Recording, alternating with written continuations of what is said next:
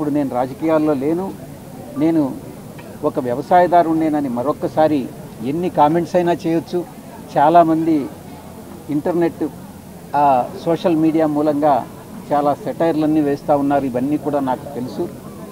ఎప్పుడు మా యొక్క తండ్రి గారు వ్యవసాయవేత్తే, నేను చార్టెడ్ అకౌంటెంట్ అయ్యి ఆ తర్వాత రాజకీయాల్లోకి వచ్చి వివిధ పదవులు చేసిన తర్వాత తిరిగి రాజకీయాల నుంచి విరమించుకోవడం జరిగింది.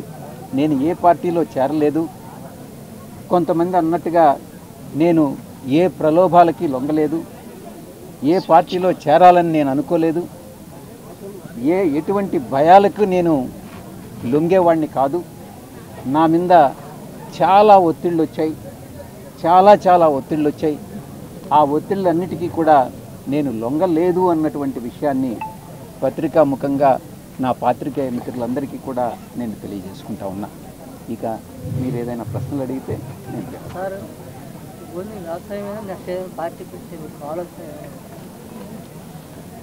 ఈరోజు మీరు అడిగినటువంటి సమయానికి నాకు ఆ ఉద్దేశం లేదు. అవసరమైతే ఈ యొక్క ఆంధ్ర రాష్ట్రంలో పరిపాలన కుంటుపడినా, లేకుంటే నేను రాజకీయాల్లో తిరిగి ప్రవేశించాల్సినటువంటి అవసరం వచ్చినా నేను వెనుకాడను అన్నటువంటి విషయాన్ని నేను తెలియజేస్తాను.